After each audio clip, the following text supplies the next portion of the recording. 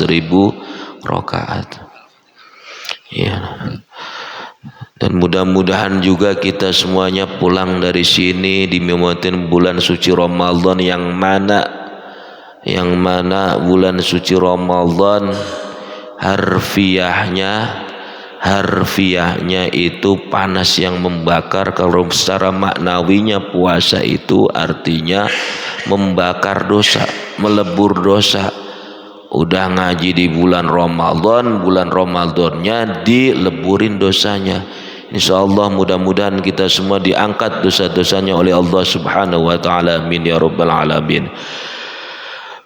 Jamaah yang dimuliakan Allah Subhanahu wa taala, sebelum dimulai pengajian pada pagi hari ini, kemarin hari Kamis jam 2, jamaah kita salah satu yang 2 mingguan bahkan yang menjadi donatur sering banget, almarhum Bapak Harjoko meninggal dunia, wafat. Nggak sakit nggak apa, jam 11 bangunin istrinya, mak masakan buat sahur, karena beliau itu jualan.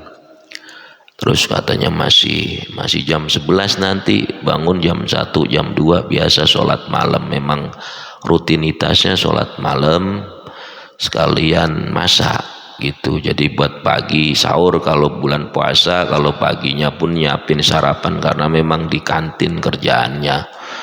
Dan dibangunin jam 2, Allah berkehendak lain, Allah lebih sayang, ternyata dibangunin udah nggak bangun lagi. Karena memang itu yang namanya tidur itu temennya mati. Jadi kalau misalnya harapan kita pengennya matinya yang gampang-gampang, nggak nyusahin, nggak perlu sakit-sakit sampai bertahun-tahun. Alhamdulillah, kalau mau mati saya pribadi aja nih berharap, makanya saya sampai sekarang ngamalin ya Allah biha ya Allah biha ya Allah bi husnil khotimah. Setiap kali ba'da sholat fardu saya ngamalin sampai sekarang. Karena apa? Itu ijazah dari masih Habib Husain Ali Idris luar Batang, beliau seperti itu. Jadi ngamalin kalau pengen matinya gampang, mautnya husnul khotimah, amalin ya Allah biha ya Allah biha ya Allah bi husnul khotimah. Mudah-mudahan juga saya nggak usah yang lain, saya aja kalau mati pingin yang gampang, nggak nyusahin keluarga, nggak nyusahin anak, biar nanti juga saya insyaallah balik di hadapan Allah Subhanahu wa taala membawa amal-amal baik. Termasuk kemarin saudara kita, jamaah kita 2 mingguan, almarhum Bapak Harjoko sudah pulang. Saya anterin ke Pemalang kemarin, alhamdulillah sudah beres pemakamannya, udah beres semuanya. Tapi ya banyak cerita yang beliau membawa amal baik. Harapan kita semuanya matinya bawa amal soleh. Kalau misalnya bawa dosa yang berat, buat apa? Makanya ya kalau istrinya pastinya ada terpukul. Karena apa? Kaget, shock, nggak sakit nggak apa, tahu-tahu meninggal dunia. Mudah-mudahan kita doakan beliau orang baik, ahli sedekah. Saya saksinya ahli sedekah beliau. Apapun gampang banget buat masjid, apalagi gampang banget. Mudah-mudahan beliau mautnya husnul khatimah, diberi kenikmatan kubur oleh Allah Subhanahu wa taala, dan mudah-mudahan diampuni segala dosa-dosanya, diterima amal ibadah oleh Allah Subhanahu wa taala. Hadhihi niyah wa ala kulli nirsalu hadratil mustafa ususul rahim almarhum Bapak Harjoko bin Haji Kasno. Al-Fatihah. A'udzu billahi minasyaitonir rajim. Bismillahirrahmanirrahim. Alhamdulillahi rabbil alamin arrahmanir rahim maliki yaumiddin. Iyyaka na'budu wa iyyaka nasta'in. Ihdinas siratal mustaqim. Siratal ladzina an'amta 'alaihim ghairil maghdubi 'alaihim waladdallin. Amin. Itulah makanya umur gak pandang bulu, mau tua mau muda mau ini. Makanya yang muda kayak saya gak usah gagahan, umurnya masih panjang, gak nentu, gak jamin. Karena Allah berfirman, la yastakhiruna sa'atan wa la yastaqdimun. Umur itu nggak bisa dipercepat dan nggak bisa diperlambat. Kayak saya masih muda, umur 38, nggak menutup kemungkinan besok mati, seminggu lagi mati, setahun 2 tahun mati. Makanya kita persiapkan dari sekarang. Waktunya sholat kita sholat, waktunya ngaji kita ngaji, waktunya kita sedekah kita sedekah. Masalah banyak kecilnya itu yang penting istiqomah. Yang penting istiqomah. Sholat istiqomah. Yang tadinya fardunya sudah 5 waktu, tambahin sunnahnya istiqomah. Sama sedekah pun gitu. Yang penting perlu banyak. Yang penting istiqomah. Baca Al-Quran misalnya selesai Ramadan pun mampunya 1 kaca, setengah kaca, didawamin, diistiqomain, dirutinin, ba'da maghrib atau ba'da subuh baca Al-Quran. Yang penting istiqomah. Barangkali salah satu amalan kita insyaallah bisa nolong kita dari maut kita sampai nanti di kehidupan selanjutnya, yaitu alam akhirat. Alam barzah dulu juga udah dimuliain apa enggaknya ketahuan, nanti apalagi di alam akhirat. Siapin Pak dari sekarang, termasuk saya. Mudah-mudahan saya berharap juga bisa istiqomah agar apa? Buat sangu saya, buat nanti bekal saya suatu saat saya mati, insyaallah mudah-mudahan saya bawa bekal amal soleh, amin ya rabbal alamin. Hadirin jamaah yang dimuliakan Allah subhanahu wa ta'ala, baiklah kita mulai saja pengajian subuh, ba'da subuh Ramadan ini. Kita sholawat dulu, mudah-mudahan dengan wasilah sholawat menambah mahabbah kita kepada baginda Rasul, dan insyaallah kita diakui tergolong sebagai umat baginda Rasulullah sallallahu alaihi wasallam. Sallallahu ala Muhammad sallallahu alaihi wasallam. Sallallahu ala Muhammad sallallahu alaihi wasallam. Sallallahu ala Muhammad sallallahu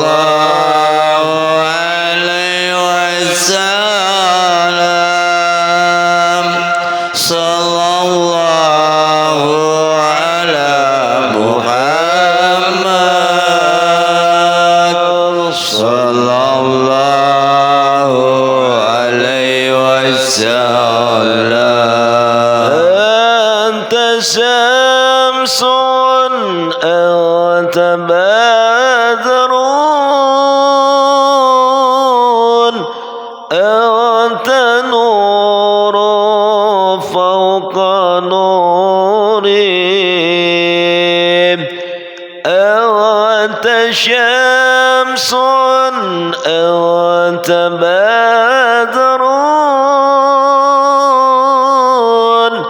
أنت نور فوق نور أنت إكسير وغالب أنت مصباح الصدور. Sallallahu ala Muhammad sallallahu alaihi wasallam. Sallallahu ala Muhammad sallallahu alaihi wasallam. Ya habibi ya Muhammad ya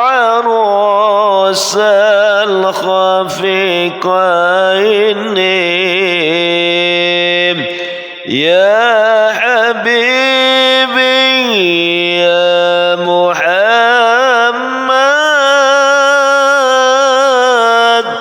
يا عروس الخفيقين يا مؤيد يا ممجد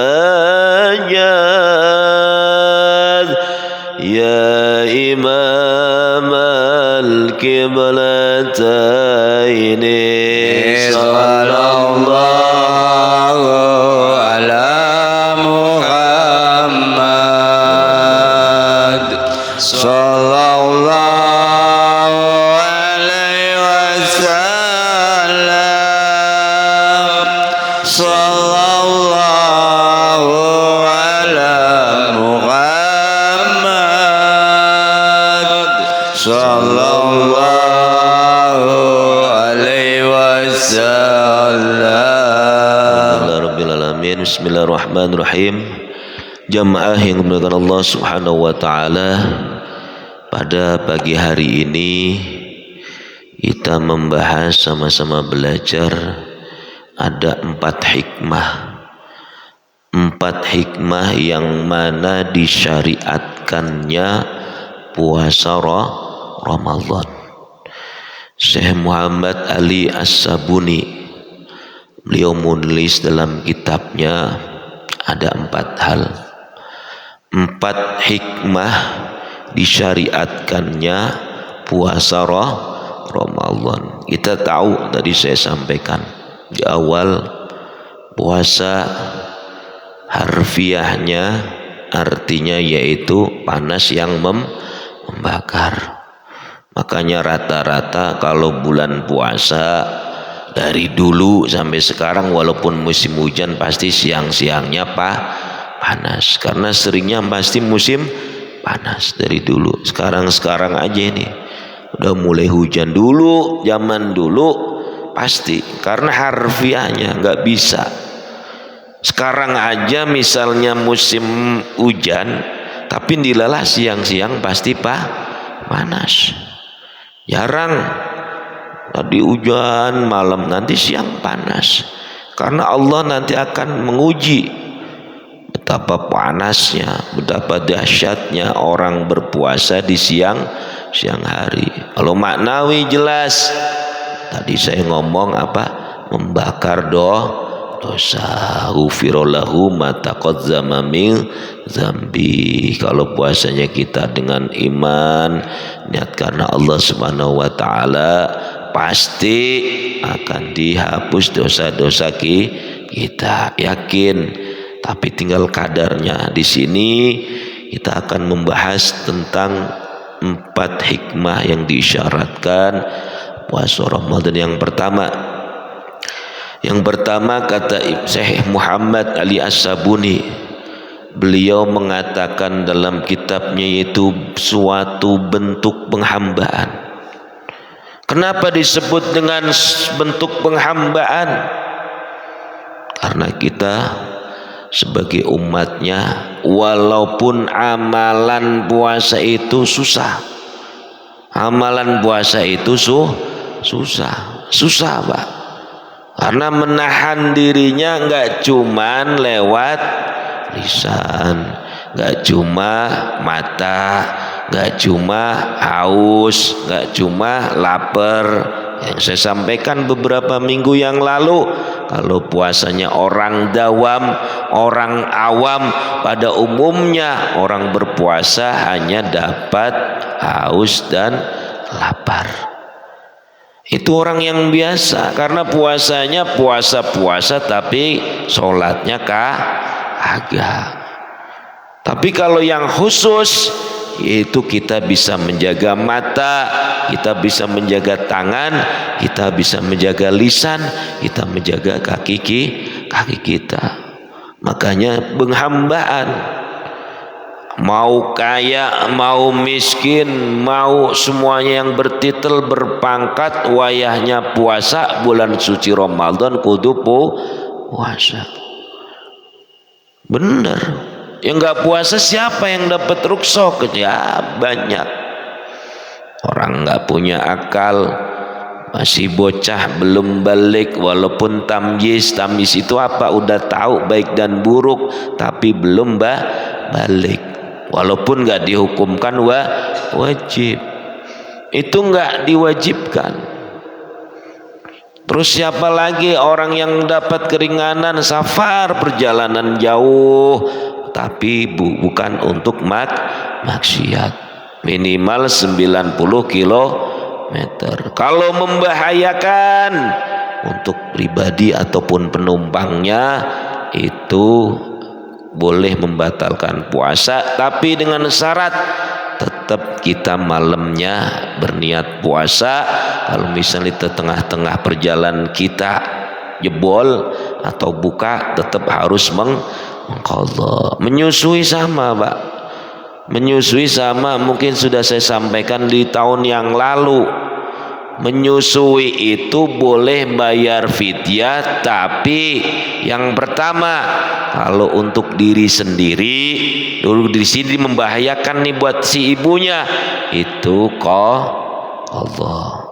Tapi kalau untuk bayinya ataupun anak yang masih dalam kandungan, itu fidyah tapi tetap qadha. Jadi nanti jangan pakai dalil misalnya yang menyusui, yang mengandung sudah bayar fidyah, sudah beres, nggak ada. Tetap harus qadha karena bentuk kehambaan. Makanya di sini ada sebuah hadis, Pak.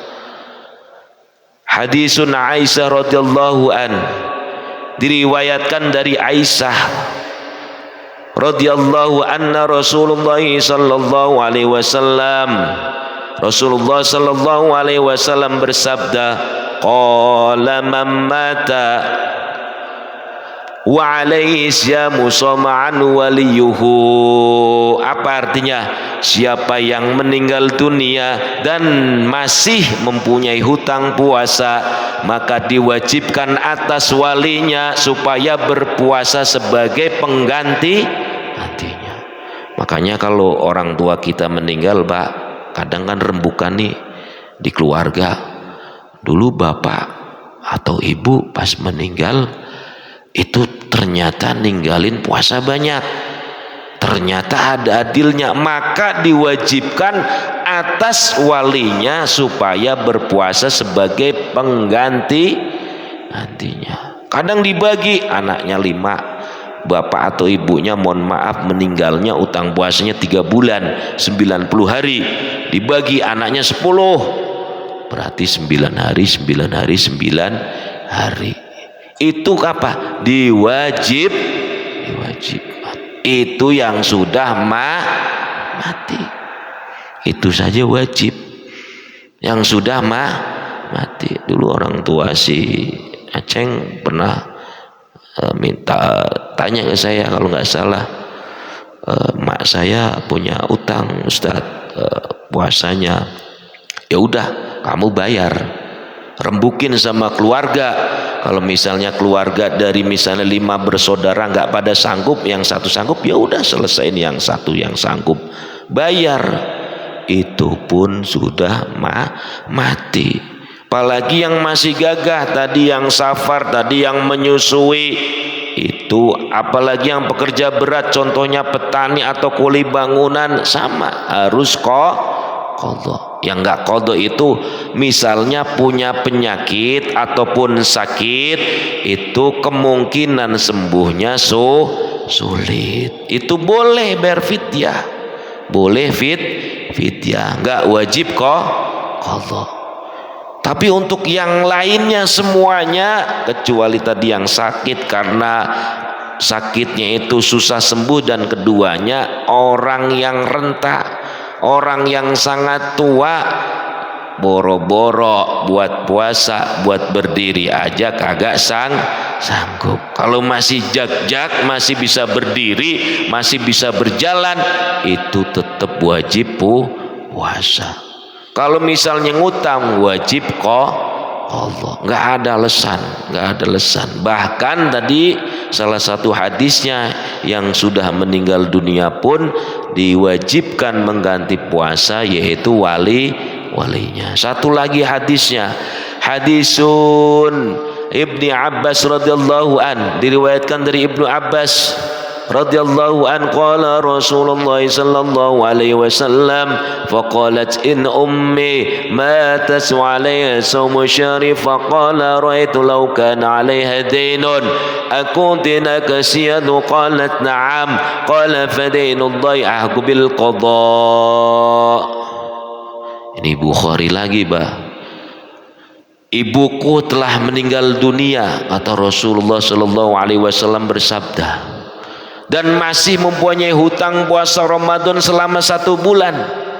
Nabi bertanya pada wanita ini, dengan sabdanya, bagaimana pendapatmu jika ibumu itu masih mempunyai hutang tapi sudah meninggal dunia? Terus kata si perempuan itu menjawab, apakah kamu akan membayarnya, kata Nabi. Wanita itu menjawab, ya. Baginda Rasul jawab lagi, lalu Rasulullah bersabda, hutang kepada Allah itu lebih berhak untuk dibayar. Makanya begitu, Pak.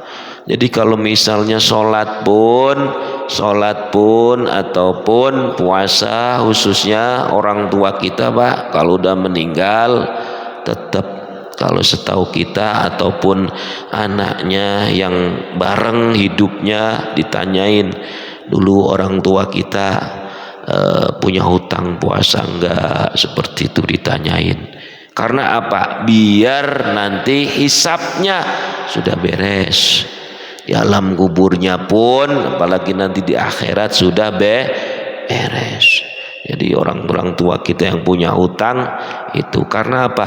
Bentuk penghambaan kepada Allah Subhanahu wa ta'ala. Itu yang pertama hikmahnya. Terus yang kedua apa hikmahnya? Kata Syekh Muhammad Ali, yang kedua yaitu melatih jiwa dan membentuk kesabaran. Jiwa kita dilatih, Pak. Dari pagi sampai sore kita sama sekali nggak minum, nggak makan apa-apa. Kalau ditimbang pasti turun 2 kilo, 3 kilo. Tapi giliran nanti udah malam ditimbang beda. Udah kemasukan kolok segala macam, es campur segala macam beda. Tapi kalau nanti pagi ini siang ditimbang pasti turun 2 kilo. Itu salah satu melatih jiwa. Terus kedua kesabaran. Orang yang puasa mah pasti lebih sabar, Pak. Kerjaan misalnya sabar. Ada orang yang misalnya itu sabar, puasa. Jangan kan kesabaran. Orang yang puasa itu mohon maaf, yang tadinya nggak sholat jadi sholat, Pak. Coba banyak di pabrik yang tadinya hari biasa nggak sholat, coba kalau puasa jadi sholat. Karena puasa itu membentuk jiwa kita, membentuk kesabaran kita. Mau marah nggak marah.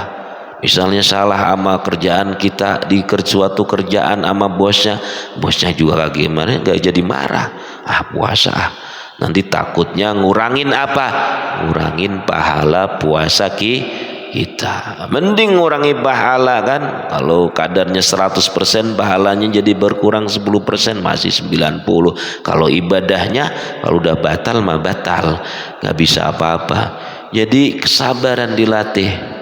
Sabar, apalagi bocah udah kita didik dari pagi sampai sore dari kecil. Sabar, nunggu beduk, sabar. Insya Allah. Itu yang kedua. Yang ketiga yaitu apa? Untuk menambah ketakwaan kita kepada Allah Subhanahu wa ta'ala. Tentunya makanya dalilnya dalam Al-Quran, ya ayyuhalladzina amanu kutiba alaikumussyam kama kutiba alal ladzina min qablikum la'allakum tattaqun. Terakhir pokoknya ujungnya kita diuji puasa, kita dikasih kewajiban puasa, kita disuruh lapar dari pagi sampai sore, kita haus dari pagi sampai sore, kita suruh ibadah dari pagi sampai sore selama bulan puasa. Ujungnya apa? Semata-mata agar takwa kepada Allah Subhanahu wa taala, la'allakum tattaqun. Udah mentoknya di situ sebenarnya ujian kita, cuma kita diuji sama Allah Subhanahu wa taala seperti itu. Terus yang terakhir yaitu apa hikmahnya? Menumbuhkan rasa cinta, kasih sayang kepada sama umat manusia, wabil khusus umat muslim. Karena kita biar merasakan nih Pak, yang mohon maaf, yang misalnya nih orang yang setiap harinya makannya susah, makannya sehari cuma sekali, itu kita biar merasakan kayak apa sih rasanya, kayak apa rasanya, susahnya menahannya. Makanya dulu zaman Nabi Muhammad sallallahu alaihi wasallam itu mengajarkan kepada kita nggak mau makan kalau belum lapar. Kalau sudah makan jangan sampai terlalu kenyang. Sama dicontohin sama Nabi Yusuf alaihis salam. Sama walaupun Nabi Yusuf itu menteri apa ya, kalau tukang megang duit lah dulu mah, bendahara lah bahasanya, menteri keuangan. Nabi Yusuf dulu menteri keuangan pada zamannya, tapi Nabi Yusuf itu nggak mau makan kalau nggak lapar. Tapi kalau sudah makan jangan terlalu kenyang. Kalau terlalu kenyang nanti kita lupa Pak. Kita lupa, mending lupa biasanya mah pikun, lola seperti itu. Makanya gitu. Soalnya kalau orang yang kenyang nanti repot gitu. Dan puasa itu ada sebuah hadis baginda Rasulullah sallallahu alaihi wasallam, puasa itu untukku. Untuk siapa? Untuk Allah Subhanahu wa taala. Dan aku sendiri yang akan membalasnya. Allah yang akan balas nanti Pak. Kalau misalnya nggak puasa ya silakan masing-masing. Panggilannya juga ya ayyuhalladzina amanu. Kalau yang mau beriman semua beriman. Cuma saya ngomong kadar imannya sampai apa? Kadar imannya kalau 10% 20% mah dipanggil kagak bakalan puasa. Tapi kalau kadar imannya 80-90% disuruh Allah, karena ini puasa ini untukku, bahkan Allah yang akan mengasih pahalanya dengan meninggalkan makan dan minum. Insya Allah Allah Subhanahu wa taala memberi dan berjanji kepada hamba-hambanya akan mengganti pahala yang berlipat ganda. Nggak usah khawatir Pak, puasa mah maknawinya itu juga menghapus dosa. Maknawinya pasti dosa-dosa kita mah insya Allah di bulan puasa ini dilebur, dihapus oleh Allah Subhanahu wa ta'ala. 4 ya Pak, 4 hikmahnya menurut Syekh Muhammad Ali yang mudah-mudahan kita bisa tahu. Apa tadi? Yang pertama yaitu kita dengan apa Pak? Kita semuanya istilahnya dengan Allah Subhanahu wa taala yang mudah-mudahan dengan penuh rasa kasih sayang, terus menambah takwa kepada Allah Subhanahu wa taala, menumbuhkan ketakwaan, terus menumbuhkan kehambaannya kita kepada Allah Subhanahu wa taala, terus juga kita menumbuhkan kesabaran. Udah 4 poin ini mudah-mudahan kita semuanya bisa menaati, kita menjadi support barometer kita senantiasa, yang mana puasa ini mudah-mudahan melatih kita semuanya, sabarnya iya, kasih sayangnya iya, rasa cintanya juga iya, dan ujungnya kita agar takwa kepada Allah Subhanahu wa taala. Mudah-mudahan mah nanti beres semua sampai akhir. Nggak ada hutang. Kalau ada hutang mah beres. Kalau udah nggak ada hutang itu mendingan. Kalau ada hutang repot, karena kalau misalnya kita punya hutang ada puasa sunnah, jangan puasa sunnah dulu, tapi kita bayar hutang dulu. Kalau misalnya nanti ketemu di bulan misalnya Lebaran Idul Adha, kan ada sunnah tarwiyah, ada Arafah. Misalnya kita punya hutang 1, tarwiyahnya nggak usah, kita puasa wajib dulu, karena wajib yang harus diganti, baru dapatnya Arafah nggak apa-apa, tetap puasanya 2 itu. Kalau misalnya sunnah ya sunnah Pak, wajib harus kita utamakan semuanya. Jadi kalau misalnya kita mau puasa Asyura, puasa apa, harus beres dulu puasa wajib, jangan mendahulukan yang sunnah. Makanya seperti itu. Bahkan nih makanya kalau sholat raweh ada namanya sholat sunnah ba'diyah isya, karena ba'diyah isya melekat Pak. Kalau kita traweh tapi nggak ba'diyah, bukannya percuma tapi sayang. Ada yang lebih utama, walaupun sama-sama sunnah, ada yang lebih utama. Makanya pasti imam nih nggak di mana-mana, pasti bisa sholat isya, sholat ba'diyah isya, baru sholat sunnah taraweh. Mudah-mudahan kita dikasih kekuatan sama Allah Subhanahu wa taala, ibadahnya beres semuanya, puasanya beres, tadarusnya hatam, terus juga sedekahnya juga kita bisa istiqomah, zikirnya kita jalan, sholawatnya kita jalan, agar semata-mata kita lebih takwa kepada Allah Subhanahu wa taala, dan mengharap mudah-mudahan yang mana Allah janjikan banyak pahalanya di bulan suci Ramadan kita mendapatkan. Nanti insya Allah, berarti ini malam keberapa ini? Malam 18. Insya Allah kalau mau ikut saya iktikaf malam Sabtu sama malam Minggu depan, saya mau iktikaf di masjid. Ayo jam 12 kita mulai iktikaf, kita bareng-bareng. Karena dari tahun ke tahun saya ngajak jamaah nggak ada yang iktikaf, karena iktikaf di masjid Pak, bukan di rumah. Iktikaf di masjid. Saya kemarin alhamdulillah ada temannya 1, tapi mudah-mudahan tahun ini ada temannya lagi Pak. Jam 12 kita mulai iktikaf, kita baca Al-Quran, kita sholat sunnah, kita wirid, bangun lagi sholat sunnah lagi, kita wirid. Apa? Karena ngikutin baginda Rasulullah Shallallahu Alaihi Wasallam. Perihal kita mau dapat Lailatul Qadar mah urusan belakangan, yang penting kita sudah menjalankan sunnah baginda Rasulullah Shallallahu Alaihi Wasallam. Besok malam Sabtu, insya Allah malam Minggu besok kita diberikan umur panjang sehat oleh Allah Subhanahu wa taala.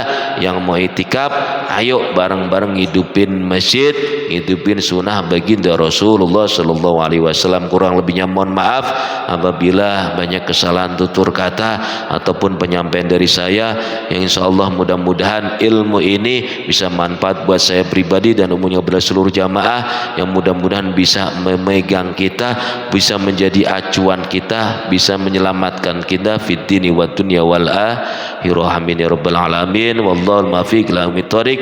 Wassalamualaikum warahmatullahi wabarakatuh.